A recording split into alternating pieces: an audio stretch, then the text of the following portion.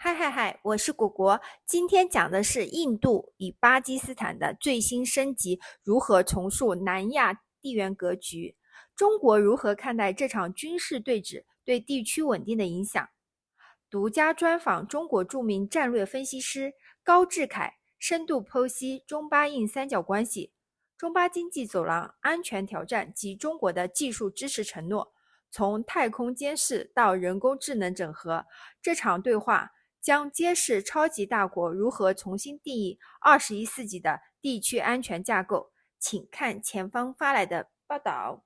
How do you view the recent escalation with India, Victor Gao? What does it say about regional peace and stability? And how do you judge Pakistan's response from a Chinese perspective? Thank you very much for having me. Greetings from Dubai. I think the recent development shows several things. One is peace and stability need to be defended at any cost, and any attempt to resort to use of force, try to solve any particular problem, is not very constructive. Secondly, yes, indeed, there was this showdown between India and Pakistan initiated by India. And in this round of showdown, Pakistan demonstrated extreme forms of courage and wisdom and resourcefulness, and eventually actually defeated the Indian attempts. And I think there are several reasons. One is the heroism and the courage of the pilots and the soldiers and the officers of the armed forces of Pakistan. But equally importantly, the capabilities of the fighter planes by the Pakistani pilots outperformed any expectation. And I think their capabilities now became the household name in the world because they performed way beyond any expectation by shooting down quite a few very advanced planes on the Indian side. Now, my personal reading is that the Pakistani side has already made great achievement in what we call the synthesization and the coordination of space, air force, ground force, naval force, and the submarine, which I always call it's the merging of the 5 dimensions. Now, this is very important. It means that the planes themselves are still important, but you need to put them into this overall operating framework, whereby you actually draw everything. All the data will be synthesized and coordinated by space, air, ground, sea, and the submarine side. So that will be the fighting success going forward, not only for this round of showdown between India and Pakistan, but also for the future wars in any parts of the world. My personal observation is that I'm so happy that China has demonstrated it is fully committed to helping Pakistan to defend its legitimate interests in terms of sovereignty and territorial integrity. And China and Pakistan have proven through this round of fierce air show that we are true brothers and sisters, and no one should ever second guess China's commitment to helping Pakistan to defend its sovereignty and territorial integrity.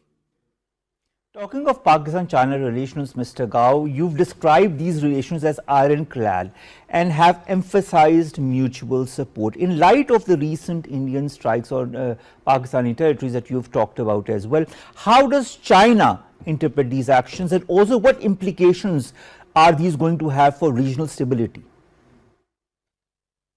Well, I would say preserving peace and stability on the Indian subcontinent is of paramount importance.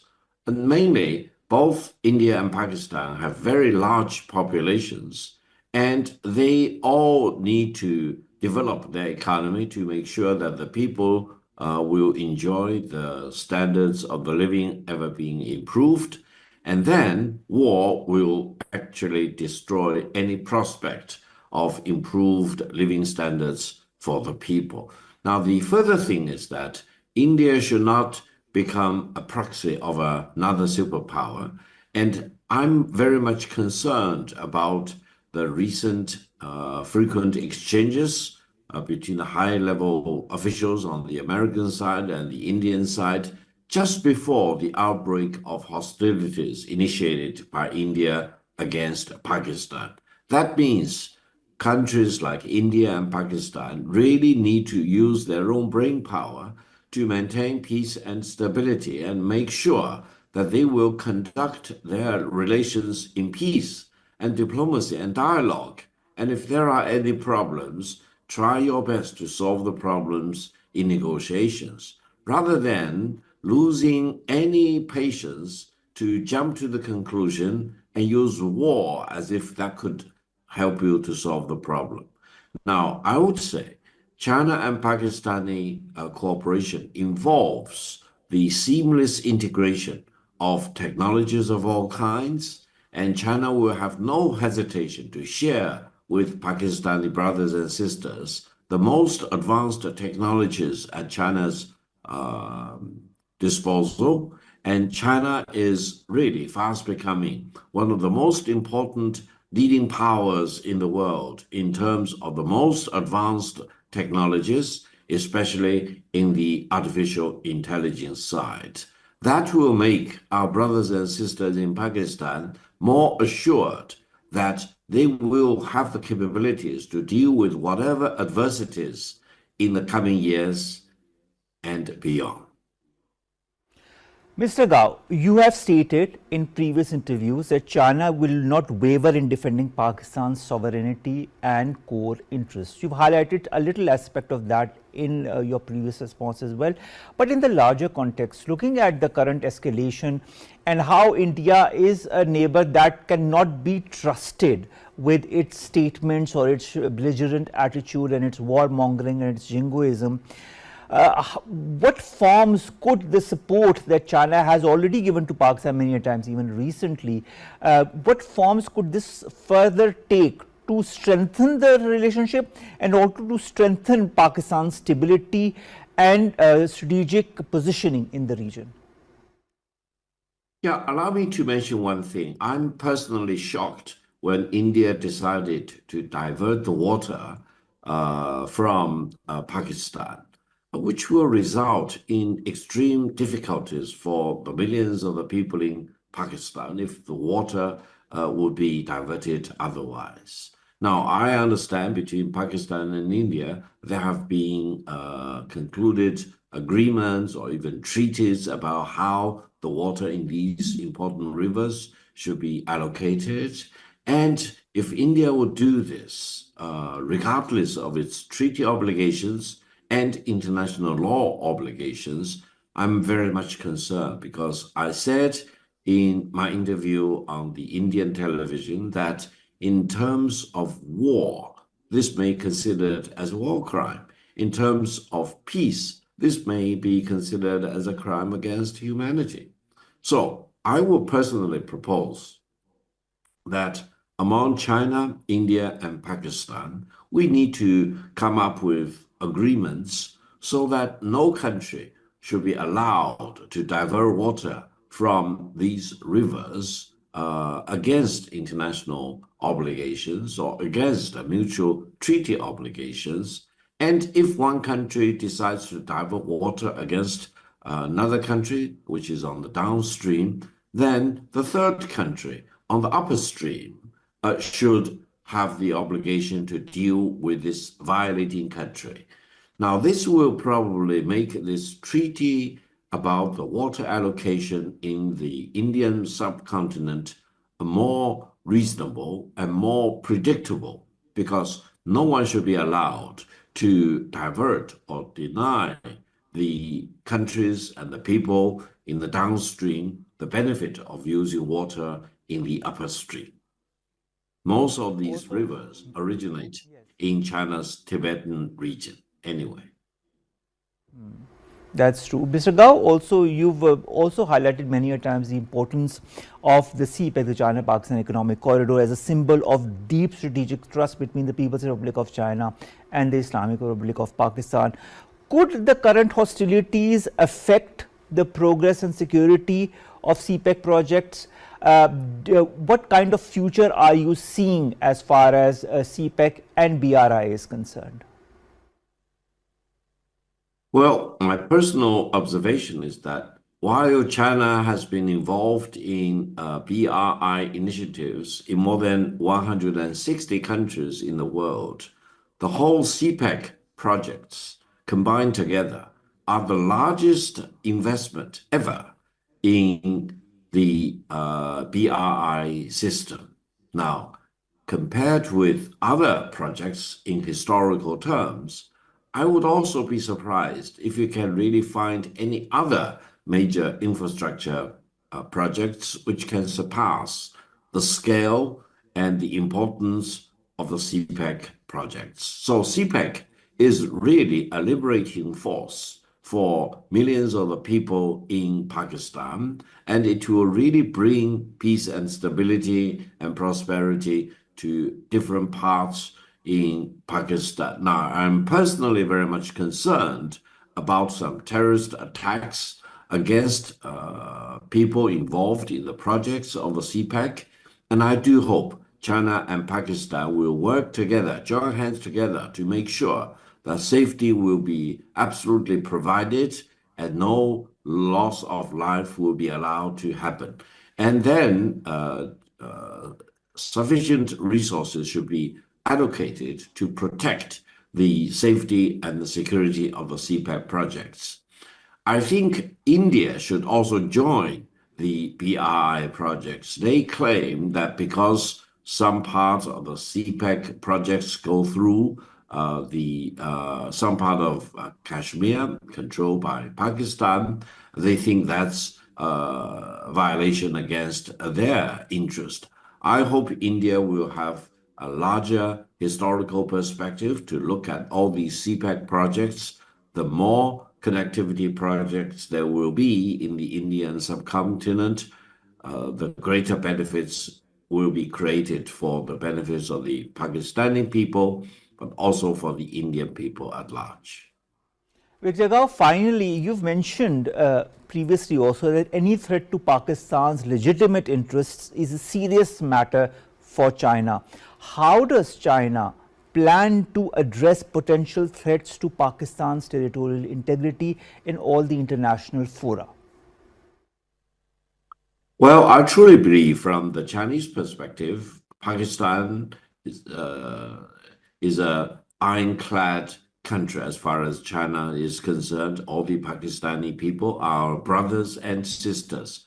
Whenever I meet a Pakistani person, not only in Pakistan or in China or anywhere else in the world, we really feel the bond. We really consider each other as brothers and sisters. So I think China really will be fully prepared to help defend Pakistan's legitimate interest in terms of defending sovereignty and territorial integrity. There are several things China can really do. One is to help Pakistan to upgrade its industry, because you know China is the largest manufacturing country in the world. China's manufacturing output is larger than US, EU, and Japan combined together. And this actually is the muscle and the bones of the Chinese economic development. I hope our Pakistani brothers and sisters can also go a big mile in terms of more advanced forms of industrialization and manufacturing. And then really we work together to complete all aspects of the CPEC to make sure that connectivity inside Pakistan will become much more reinforced. And that will not only provide jobs for millions of the people in Pakistan, but it will also make sure that in case of any military activities, the movements of the soldiers, the equipment, evacuation of the people, etc., will be much more upgraded, and security in itself will be much more reinforced. Thirdly, I think China is really one of the most advanced nations in satellite technologies, in drones, in artificial intelligence, and in both conventional as well as non-conventional weapons. And I think China and Pakistan should really work together in all aspects. We already jointly produce fighter planes, and the fighter plane always need to be further and further upgraded in terms of its electronics and the integration with AI going forward. And as I mentioned, this Yes, Victor Gao, as you have mentioned, I think Pakistan and China are going to go a long way forward as far as our cooperation and collaboration is concerned. Thank you very much. We're a bit short of time. Thank you very much, Victor Gao, to have joined us and to have given us so much of your output as far as the current situation is concerned from a Chinese perspective. 视频看完了。当前印巴局势再度紧张之际，中国国际问题专家高志凯先生提出了一系列观点，深刻阐述了中国在维护地区稳定与深化中巴合作的战略考量。其论述着重揭示了3个核心维度。首先，在安全层面，高先生强调巴基斯坦在现代战争形态中的创新突破。他着重指出，巴军方通过5维作战体系、太空、空中、地面、城市及潜艇的协同作战，成功构建新型防御网络。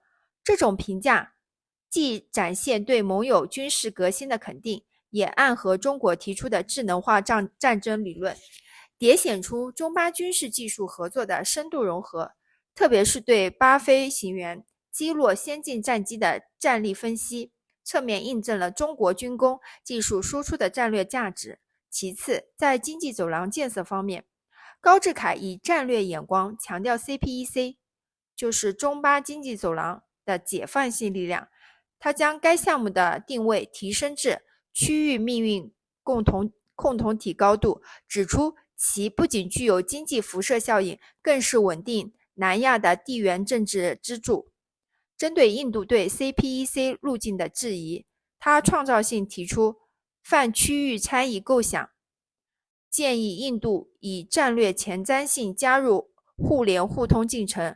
这种开放包容的倡议与中国共商共建共享的全球治理理念一脉相承。在区域治理创新方面，高先生针对印度单方面改变河流走向的潜在危机，提出了跨境水资源3方共管机制的设想。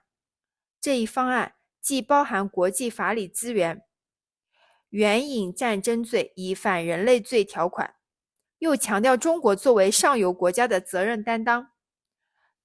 这种将非传统安全挑战与区域理想相结合的主张，充分体现了中国新安全观的要义。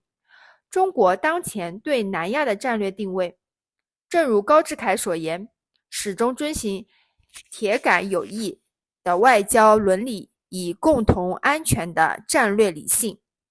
在印巴争端中，中国既坚守不干涉内政原则，又通过技术转移、产业升级等实质性合作，强化巴方战略能力。这种平衡外交策略既规避了代理人战争风险，又确保了区域力量格局的动态稳定。中巴从传统安全到人工智能、卫星技术的全维度协作，正为发展中国家探索新型安全合作模式提供现实样本。